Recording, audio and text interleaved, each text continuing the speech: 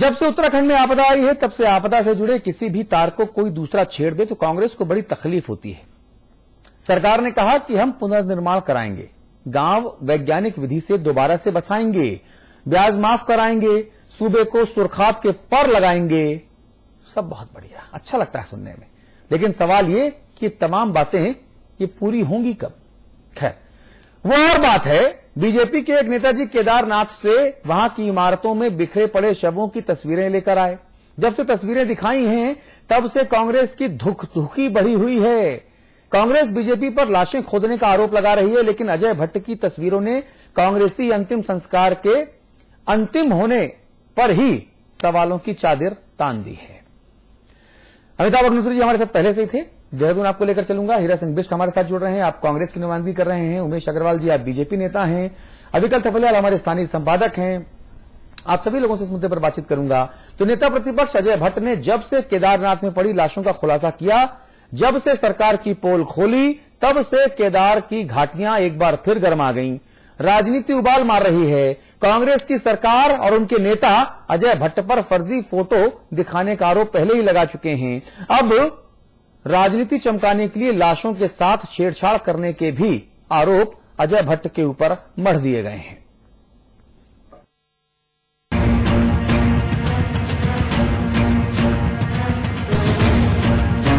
16 और 17 जून की त्रासदी के निशान अभी भी केदारनाथ में मौजूद है। अभी भी केदारनाथ धाम लाशों से पटा पड़ा है। ये खुलासा प्रदेश के नेता प्रतिपक्ष अजय भट्ट ने किया है। 28 अक्टूबर को केदारनाथ दौरे के दौरान अजय भट्ट ने अपने कैमरे की नजर से दुनिया को जो दिखाया, उसे देखकर सरकार की सीरत पर ही प्रश्न चिन्ह लग गए हैं। लाशों की मंडी के खुलासे के बाद भट्ट साहब कांग्रेस के निशाने पर हैं। बद्रीनाथ और केदारनाथ मंदिर समिति के अध्यक्ष गणेश गोदियाल ने भट्ट के कैमरे की चमक के आगे राजनीति की चकाचौंध को खड़ा कर दिया है। बिल्कुल बेबुनियाद आरोप है, राजनीति से प्रेरित आरोप है। मैं कई बार ये बात को कह चुका हूं कि जहां तक केदारनाथ मंदिर परिसर का प्रश्न है, मैंने स्वयं और हमारे बद्रीनाथ केदारनाथ मंदिर समिति के तमाम कर्मचारियों ने स्वयं मंदिर परिसर की सफाई की है। केदारनाथ की कांग्रेस से विधायक साहिबा शैला रानी रावत ने भी अजय भट्ट पर निशाना साधते हुए कहा कि वहां लाशें नहीं, कंकाल हैं। मैं वहां 5 बार गई हूँ। लाशें नहीं कह सकते आप, वो जितने भी मलबा है, मतलब उसको मकान का मलबा कह सकते हैं, वो अब कंकाल मिल रहे हैं। विधायक साहिबा, केवल आपकी जानकारी के लिए बता दें कि ये सड़े हुए कंकाल पहले जीवित थे, फिर मर गए, फिर सड़ गए, फिर कंकाल बन गए। और इन सड़े हुए शवों ने कंकाल का कलेवर भी तभी लिया जब आपने इनका अंतिम संस्कार नहीं कराया। जो पिक्चर दिखाई जा रही है बहुत पहले की हैं और उसके बाद भी क्रिमिनेशन वहाँ पे हुए हैं। इसको जो राजनीतिकरण इसका किया जा रहा है वो दुर्भाग्यपूर्ण है, मैं समझता हूँ। प्रदेश के मुख्यमंत्री ने भी विपक्षी खद्दरधारी पर राजनीति करने के लिए कंकाल खोदने का आरोप लगाया है। अजय भट्ट जी जो बोल रहे हैं वो लोग समझ रहे हैं, निराधार बातें कर रहे हैं। अब उनको एक्सकेवेट कर करके ढूंढ रहे हैं, तो मैं क्या बोल सकता हूँ। गोविंद सिंह कुंजवाल ने अजय भट्ट के इस खुलासे पर उनकी तारीफ की है। आरोपों की आंधी से दूर खुद विधानसभा अध्यक्ष से उनकी सच्चाई सुनिए। कि ये निश्चित रूप से अगर इस तरह की कोई बात है, मैं समझता हूँ बहुत लापरवाही की बात है, वो नहीं होनी चाहिए थी। जो हमारी परंपरा है, उस परंपरा के आधार पर जो भी वहां पर लाशें थी, उन सबका दाह संस्कार होना चाहिए था। कम से कम ये हमारी ड्यूटी बनती है। अगर हम उनको उससे आपदा से बचा नहीं पाए, तो जो हताहत हुए हैं, तो उनका अंतिम संस्कार ठीक ढंग से संपन्न हो, ये बड़ा हमारी पवित्र ड्यूटी थी, जो हम नहीं निभा पाए, जो हमारी सरकार नहीं निभा पाई। अजय भट्ट की दिखाई गई तस्वीरें ऐसा आईना बन गई हैं, जिसमें अपनी करनी का चेहरा देखने में कांग्रेस हिचकिचा रही है और बीजेपी इस हिचकिचाहट का हिसाब गुजरे वक्त के गड़े मुर्दों को खोद कर मांग रही है। कांग्रेसियों ने तो यहाँ तक कह दिया है कि अजय भट्ट फोटो खिंचाने के लिए लाशों के साथ छेड़छाड़ कर रहे हैं। ऐसे में देखने वाली बात ये होगी कि भाजपा इसका किस तरीके से जवाब देती है। हालांकि गोविंद सिंह कुंजवाल इस पूरे मुद्दे पर अजय भट्ट के साथ खड़े नजर आ रहे हैं। कैमरामैन सोहन परमार के साथ पंकज पवार, देहरादून, समाचार प्लस। चलिए चर्चा शुरू करेंगे। सबसे पहले विकल थपलियाल, मैं आपको इस चर्चा में लेकर आना चाहूंगा ताकि आप पहले से एक दायरा, खेल का मैदान और उसकी बाउंड्री तय कर दें, ताकि जो हमारे धुरंधर बल्लेबाज हैं ये उस मैदान की भीतर ही रहें, वो यहां वहां दूसरी दिशा में ना खेलने चले जाएं। 2 मिनट विकल थपलियाल आपके लिए। अतुल भाई, जब ये 15-16 जून को जो आपदा आई, हाँ। तो इसमें जो लापता जो लोग हैं उनका आंकड़ा 4000 के आसपास अब आ गया है, 4000 से कम आ गया है। पहले ये 6000 से ऊपर था, सरकार ने बताया था, अब 4000 से कम आ गया। उसके बाद सबको पता है कि हेली रेस्क्यू ऑपरेशन चला, जमीनी नहीं चला। तो जितने बचाएगा वो हेली से, आकाश के जरिए बचाएगा, हवाई जहाज के जरिए बचाएगा। अब स्थिति ये है, उसके बाद शवों के अंतिम संस्कार की प्रक्रिया सरकार ने अपने हाथ में ली और कुछ अधिकारी वहां पे डिप्यूट करे पुलिस के, उन्होंने, कुछ लोगों ने बेहतर काम किया। तो जो आंकड़ा निकल के आया, बीस जी की जानकारी के लिए मैं बता दूं, उमेश जी की जानकारी के लिए बता दूं कि उन लोगों का कहना यह है कि 644 शवों का हमने अंतिम संस्कार वहां पर किया, 644 मात्र। और अभी शैला रानी रावत जी इसमें जब बोल रही थी और कह रही थी कि वो कंकाल है, एक अखबार में कल ही एक खबर छपी है कि जिसमें शैला रानी रावत ने कहा, अब या तो अखबार ने झूठ लिखा या शैला रानी रावत जी ने सच बोला या झूठ बोला, ये अभी साफ हो जाएगा। उन्होंने ये कहा कि केदारनाथ के आसपास अभी 8000 शव मलबे में दबे पड़े हैं और उनको तब तक नहीं निकाला जा सकता जब तक जीएसआई की रिपोर्ट सामने ना आ जाए।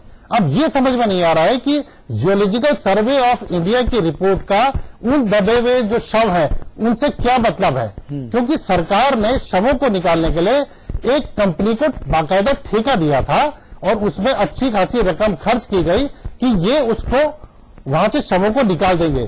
लेकिन अभी गोदियाल जी ने कहा कि जो मंदिर कमेटी है, जो मंदिर परिसर है, उसकी हमने साफ सफाई की।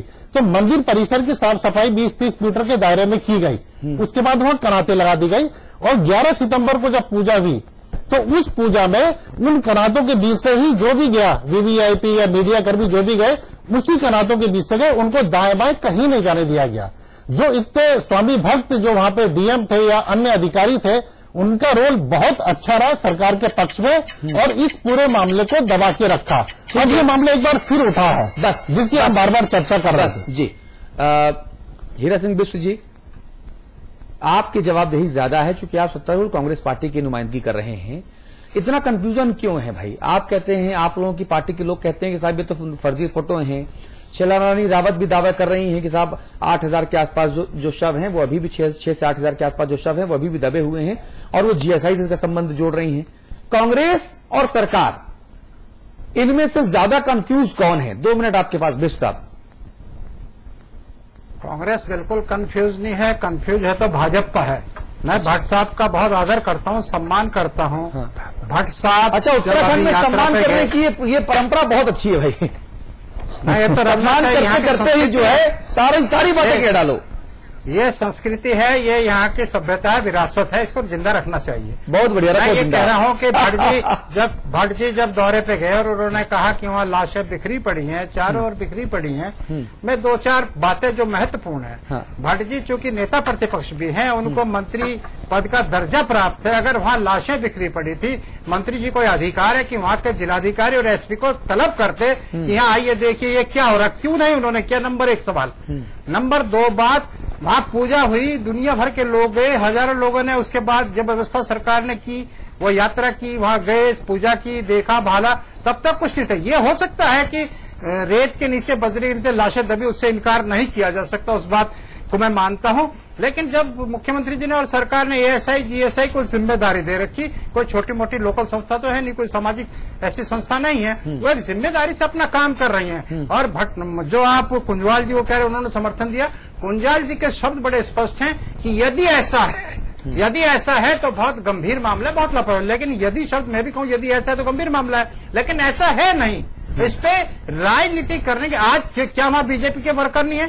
क्या वहां बीजेपी के नेता नहीं केदार घाटी में, आसपास रुद्रप्रयाग में और चमोली में, जो जाकर वहां देख रहे थे? भट्ट जी के जाने पर ये सारी बातें आ रही तो किसी को विश्वास कैसे होगा? मैं ये कह रहा हूं, बहुत गंभीर मामला है। और ऐसी भाई साहब, ये दिखा तो हरीश रावत को भी था, ये दिखा तो हरीश रावत को भी था।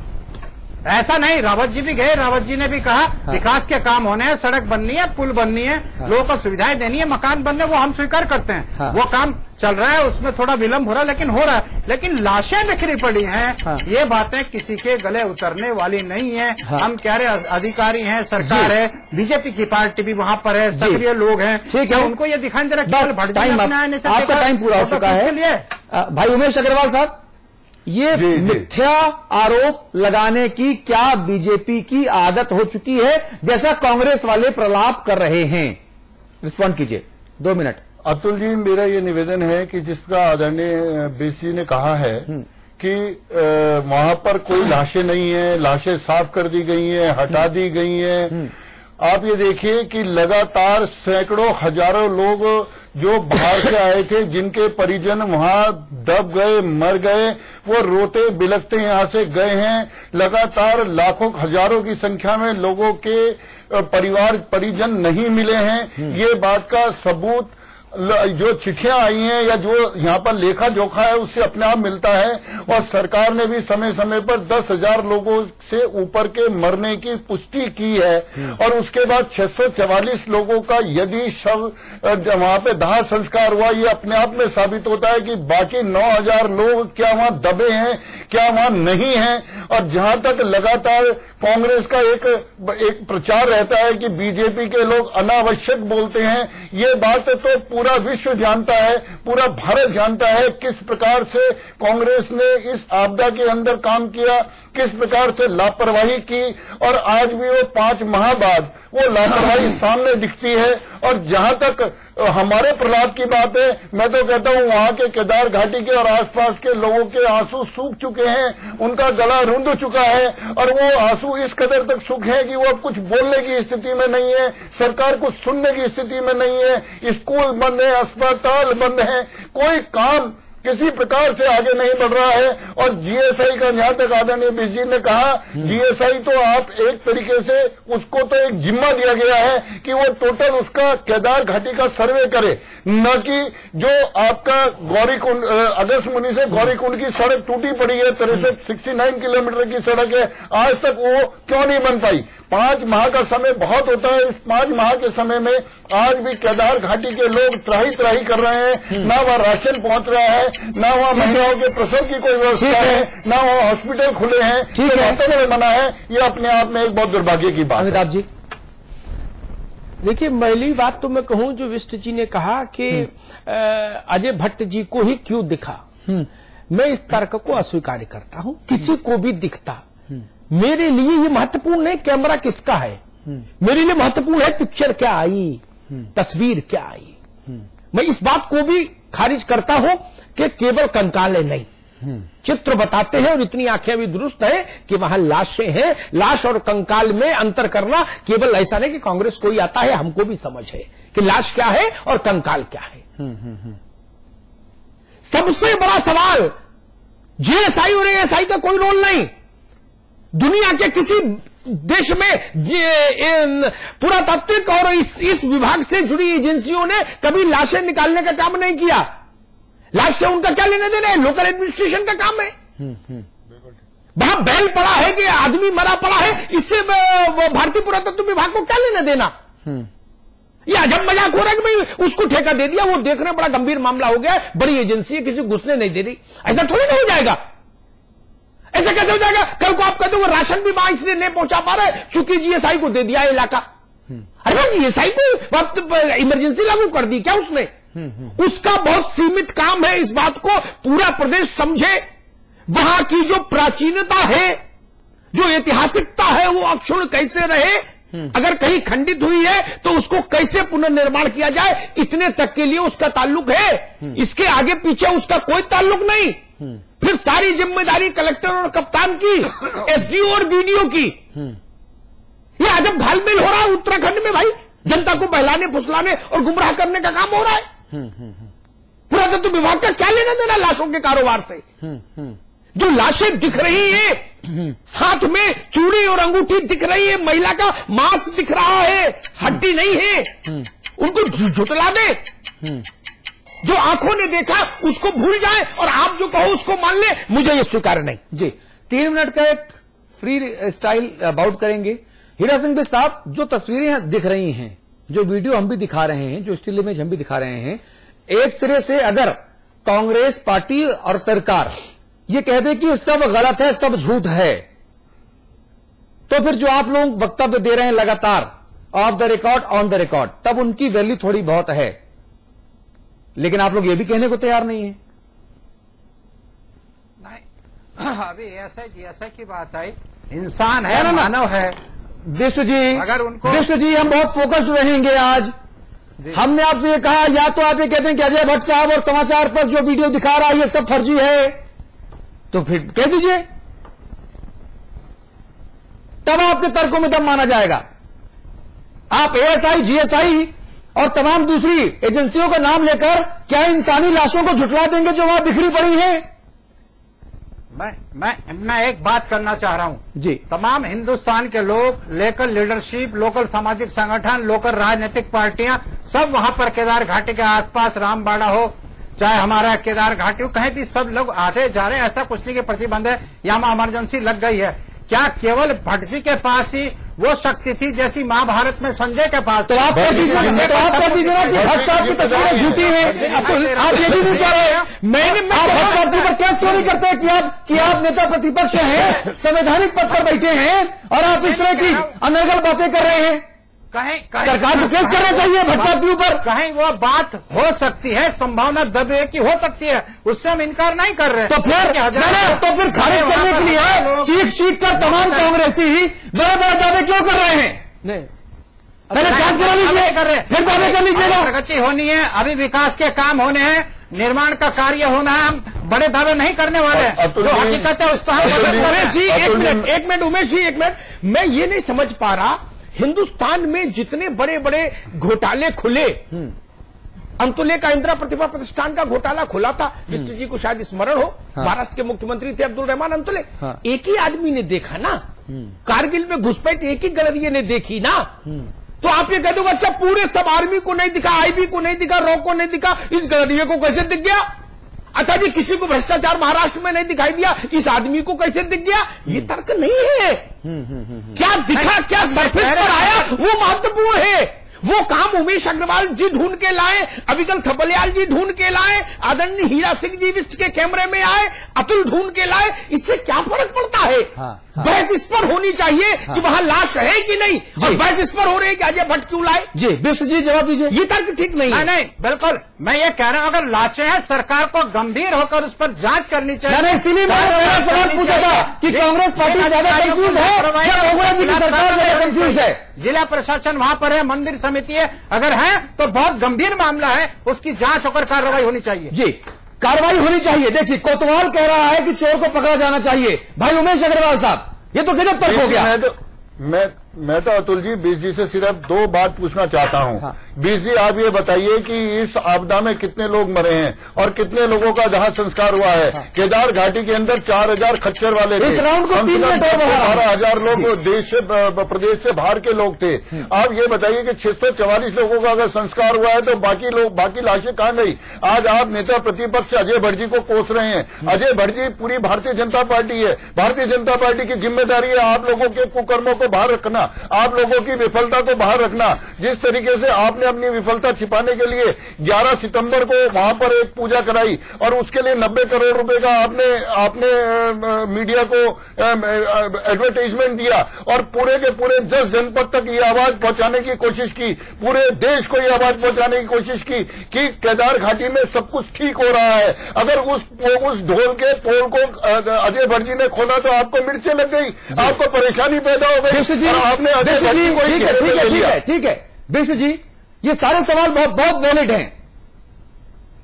हम खुद कह रहे हैं अगर भट्ट जी ने ये सत्यता, इसमें कुछ भी सत्यता है तो हम मुख्यमंत्री से भी कहेंगे गंभीर मामला है, अगर कुछ भी सत्यता है, लेकिन विश्वास के लायक। अरे भाई तो आप बिष्ट साहब के अलावा कांग्रेस की पुरानी बीमारी है जाता नहीं है, प्रदेश की कांग्रेस हो, आप लोग तमाम आरोपों को आउटराइटली खारिज कर देते हैं।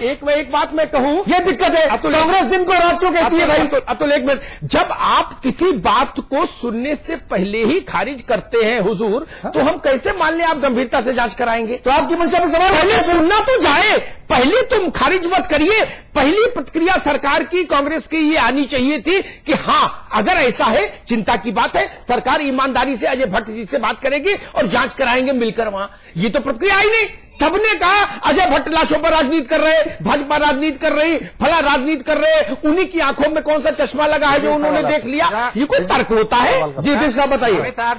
अतुल जी सवाल है मेरा, क्या भट्ट जी की जिम्मेदारी नहीं थी कि वो फोटो लाए, डीएमएसपी को बुलाते? भट्ट जी की जिम्मेदारी नहीं थी? डीएमएसपी कहाँ होते हैं कांग्रेस की सरकार में? और अजय भट्ट जी के कहने से कौन आ रहा है वहाँ पर कि वहाँ ये हालत मुख्यमंत्री ने क्यों नहीं कहा? कारोबार में लगे हुए हैं आपके यहाँ, उनकी भी कुछ जिम्मेदारी है। उत्तराखंड में डीएमएसपी एसडीएम खनन के कारोबार में लगे हुए हैं, उनको फुर्सत है लाशें गिनने की। ये भट्ट जी का काम ये दुष्प्रचार नहीं है, पर सही बात जी है। अतुल भाई एक सवाल है मेरा, एक सवाल है बिजली से।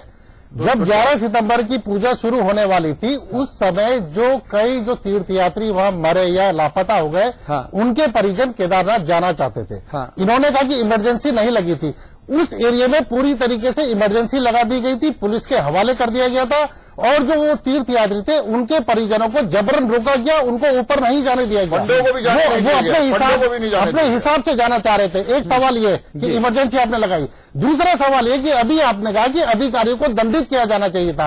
आपको नहीं पता होगा कि रुद्रप्रयाग के डीएम दिलीप जावलकर को सम्मानित किया गया उन 20 लोगों में, और उनको यह सचिवालय में तत्काल पोस्टिंग। रिस्पॉन्ड कीजिए, 1 मिनट का टाइम आपके पास है। जो आपने अभी सवाल उठाया कि जाने नहीं दिया गया क्योंकि हालात बहुत नाजुक थे, भगवान न करे दोबारा ऐसी आपदा जिम्मेदार होता। फिर सरकार को कहते हैं सरकार ने प्रिकॉशन क्यों? जब वहाँ हरीश रावत प्रिकॉशन स्वरूप ये किया जो जाने लगता और उतनी भीड़ को वहां नहीं ले जा सकते। जब हरीश रावत पैदल जा सकते वहाँ पे, रमेश पोखरियाल निशंक पैदल जा सकते थे, तो उनको क्यों रोका गया? फिर उनको क्यों रोका? परिजनों को क्यों रोका गया? भीड़ इकट्ठी नहीं करनी थी, भीड़ का परिणाम आपने अपनी कुर्सी बचाने के लिए वहाँ पर काल्पनिक पूजा कराई है, हड़ताल थी, एक ऐसी पूजा कराई है जिस पूजा का कोई औचित्य नहीं है, कोई अस्तित्व नहीं था। दोबारा हाथ जिसके अंदर आपने वहाँ के पुजारियों को, वहाँ के पंडों तक को भी जाने की आज्ञा दी, लोकल आदमी भी वहाँ पर नहीं जा पाया। किसी को अतुल भाई विश्व जी हादसे की बात कर रहे हैं, विश्व जी हादसे की बात कर रहे हैं। एक अहम बात मैं कह रहा हूँ कि एसडीएम अजय अरोड़ा उन्हीं अधिकारियों के आंखों के सामने मंदाकिनी में लापता हो गए थे। तब क्या हुआ था? तब तो आपकी सारी पुलिस फोर्स थी वहाँ पे, सारे अधिकारी थे, सुरक्षा के क्या उपाय थे आपके पास? एसडीएम अजय अरोड़ा का आज तक भी पता लग पाया। ठीक है, लेकिन वो दुर्घटना थी, दुर्भाग्यपूर्ण थी, जैसी दुर्घटना केदार घाटी में ऐसे 10-12 लोग। अरे भाई दुर्भाग्यपूर्ण थी साहब, लेकिन सरकार की जिम्मेदारी तो ये है कि ईमानदारी से चीजों को मैनेज करे ना। अब सरकार अगर ईमानदारी से चीजें करेगी भी नहीं, और कोई व्यक्ति अगर विसिल ब्लोअर बनकर सरकार के सामने आएगा तो सरकार उसकी विसिल छीन लेगी कि छोड़ो, बहुत नहीं, विसिल ही नहीं छीन लेगी, गाल पर एक तमाचा भी लगाएगी कि आगे से कभी बजाना भी नहीं सीटी। तो ये तो भाई ठीक तरीका नहीं करती होगी सरकार की, साबित करेगी। ये लोकतंत्र नहीं है फिर। चलिए 30 सेकंड दिस आपके पास है, 30 सेकंड में अपनी बात कहिए प्लीज, फाइनल कमेंट। साहब बोलिए। हाँ, मैं ये कह रहा हूँ कि अगर वास्तविकता में यह गंभीर मामला है तो भट्ट जी को चाहिए था, डीएमएसपी प्रशासन को बुला सकते थे, उनको अधिकार है। वो मुख्यमंत्री को जाकर कह सकते थे, बस ये बनस्पत की मीडिया में चले गए, न मुख्यमंत्री सुनता न सरकार सुनता। तो क्या मीडिया में जाना पाप है? करते मीडिया में जाते, उन्होंने अपनी जिम्मेदारी। मीडिया में जाना पाप है क्या? आलोचना करना ना, मीडिया में जाना गैर संवैधानिक है क्या? अपनी जिम्मेदारी से बच नहीं सकते भट्ट जी को गंभीरता से लेकर। ये देखिए look who is talking, look who is talking. ये केवल मीडिया में फोटो खिंचा दी, ये तो अच्छी बात है। मैं परंपरा उसी मीडिया में बैठकर अपनी बात आप कह रहे हैं, जिस मीडिया में भट्ट साहब के जाने में कांग्रेसियों के पेट में मरोड़ उठने लगी ना उत्तराखंड में, उसी मीडिया के सामने आप बैठे ज्ञान दे रहे हैं, इस वक्त अपनी बात कह रहे हैं। उसी मीडिया को आमंत्रित करते हैं, उसी मीडिया को तमाम मंत्री आमंत्रित करते हैं, उसी मीडिया को तमाम कांग्रेस के नेता आपका रिकॉर्ड ब्रीफिंग करने के लिए इस्तेमाल करते हैं। मीडिया में जाना गैर संवैधानिक है क्या? मीडिया में जाना गैर कानूनी है क्या? जाइए, मीडिया है इसलिए, मीडिया है इसलिए, लेकिन उससे पहले अपनी नैतिक जिम्मेदारी का निर्वहन तो करें। उमेश साहब आ रहा हूं। बेस साहब, मैं मूल रूप से बुंदेलखंडी हूं, और वहां पे एक बात कही जाती है कि कहानी आपन टेंट ना निहारे और दूसरन का पल पल झाके। समझ गए ना? टेंट मतलब आंखें, जो कानी महिला होती है इसकी हक नहीं होती, वो अपन करता नहीं आ रहे दूसरे का बल पर जाके। यही दशा उत्तराखंड में कांग्रेसियों की भी है, यही दशा सरकार की भी है। हो सकती है। उमेश अग्रवाल जी 30 सेकेंड्स। सर मेरा ये कहना है कि जो बीसी ने आरोप लगाया कि अजय भट्ट जी को वहां अधिकारियों को बुलाना चाहिए था 5 माह से, चाहे वो बाहर के लोग हैं उत्तराखंड से बाहर के, चाहे उत्तराखंड के अंदर के लोग हैं, चाहे केदार घाटी के लोग हैं, चाहे बद्रीनाथ घाटी के लोग हैं, सब लोग चीखते रहे चिल्लाते रहे। आज तक 5 माह में सरकार के अधिकारियों और सरकार के कानों पर कोई जू नहीं देगी। अगर अजय भट्ट जी उनको बुलाते तो वो क्या करते? अजय भट्ट जी ने सिर्फ ये जानकारी दी, आज भी 10,000 लाशें वहां दबी पड़ी हैं। और जो परिस्थितियां जिस परिस्थितियों में पूजा कराई और उन्होंने कहा गोदियाल जी ने कि हमने साफ सफाई की थी, ये काल्पनिक पूजा थी, एक आर्टिफिशियल पूजा थी, 10 जनपद से खुश करने के लिए पूजा थी। अभिकल भाई 30 सेकेंड्स।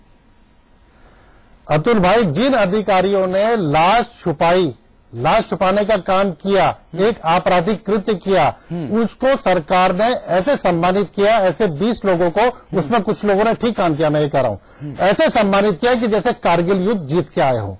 दूसरी बात यह कि अधिकारियों की जो मनमानी है, जो उन्होंने अच्छा काम किया, उसका एक मैं छोटा सा उदाहरण यहां देता हूं कि देहरादून में रायपुर में विधानसभा का शिलान्यास आज होना था, लेकिन वो कल रात अचानक टाल दिया गया। अब देखिए मुख्यमंत्री को कौन गुमराह कर रहा है, या मुख्यमंत्री को कुछ पता ही नहीं है। वहां फॉरेस्ट क्लियरेंस उस जमीन की नहीं मिली, ये रात में पता लगा और आज टाल दिया गया। तो ये तो समन्वय और ये संवादहीनता की ये स्थिति सरकार में है, बिष्ट जी की सरकार में। ना ठीक बात है, लेकिन ये स्थिति खनन के वक्त नजर क्यों नहीं आती, ये मेरे लिए एक बहुत बड़ा सवाल है। अमिताभ जी 2 मिनट के संवाद की टिप्पणी। मैं बिष्ट जी से निवेदन करूंगा, अपने आंगन को देखे गौर से।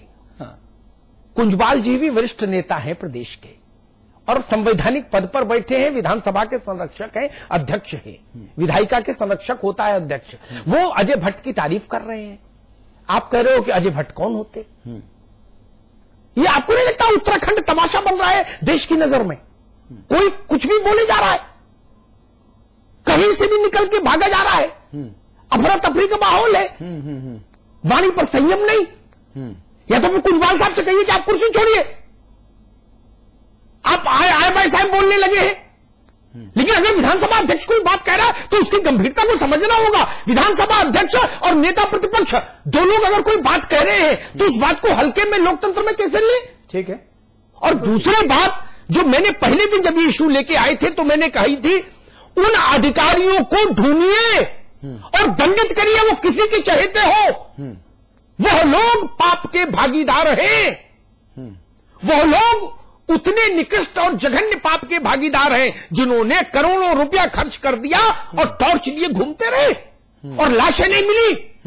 ये लाशें वहां से कोई 200 किलोमीटर दूर नहीं है। अजय भट्ट बता रहे हैं कि 1000 मीटर के दायरे में ये सब है, और सच बात है। मैं तो आपदा के वक्त और आपदा के बाद वहां गया नहीं, लेकिन ये सच बात है। उत्तराखंड के जितने नेताओं से, अधिकारियों से मेरी बात हुई, हजारों हजार लोगों का जमघट था उस शीर्ष पर, उस शिखर पर। वो कहां तिरोहित हो गए? आसमान खा लिया क्या उनको? वो वही होंगे, कुछ बह गए होंगे, कुछ तो होंगे दबे। ये सामान्य समझ नहीं आई अधिकारियों को। जो भी इस पाप के भागीदार है, बचा तो आप नहीं पाए, आप उनको अंतिम संस्कार भी नहीं दे पाए। जो इस पाप के दोषी है उनको लटकाइए, हैंग करिए ऐसे अधिकारियों को जो इस पाप के दोषी है। बहुत बहुत धन्यवाद। और मैं सिर्फ ये कहता हूं कि तमाम कांग्रेसी और सरकार कमर कस के अगर अजय भट्ट साहब की लाई गई तस्वीरों और वीडियो फुटेज को सिरे से नकारती हैं तो फिर तो अजय भट्ट साहब के ऊपर स्थिति को बिगाड़ने, तनाव पैदा करने के आरोप में कानूनी कार्रवाई भी होनी चाहिए। और जब सरकार के मुखिया खुद कानूनविद रहे हों तो फिर कानूनी कार्रवाई क्यों नहीं हुई? फिर मीडिया में आकर दिखास और छपास रोक के अंतर्गत कांग्रेस की जो सरकार और कांग्रेस के नेता वो सिर्फ शाब्दिक जुगाली क्यों कर रहे हैं? विश्व जी, ये सवाल भी कांग्रेस के सामने अनुत्तरित है, खड़ा हुआ है। आप लोग सिर्फ बोलने के लिए बोल रहे हैं। अगर मैं केदार बाबा के दर्शनों के लिए गया और मैंने तस्वीरों को, झूठी तस्वीरों को सामने लेकर आया और दावे किए, मीडिया में ढोल बजाया, यानी कि सरकार की छवि खराब हुई, यानी कि मैंने हालातों को बिगाड़ने की कोशिश की। ये तो गंभीर आरोप है। यह अपराध है, कार्रवाई होनी चाहिए। तो अभी तक सरकार ने अजय भट्ट के ऊपर कार्रवाई क्यों नहीं की? अगर आप लोगों के दावों में दम है तो यह भी जनता के सामने है। और सरकार इतनी लाचार है, नेता इतने बेबस हैं कांग्रेस के कि सच को सच मानने को तैयार नहीं।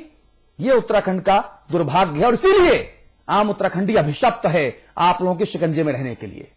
इसीलिए 13 वर्षों में जिन लोगों की वजह से उत्तराखंड बना, शहीद, उनके परिवारों को इंसाफ नहीं मिला, सिर्फ इसीलिए। बहुत बहुत शुक्रिया आप सभी का। उम्मीद करते हैं कि आज की चर्चा के बाद आप लोगों को थोड़ी बहुत सद्बुद्धि आएगी, लेकिन इसकी संभावना बहुत कम है। नमस्कार।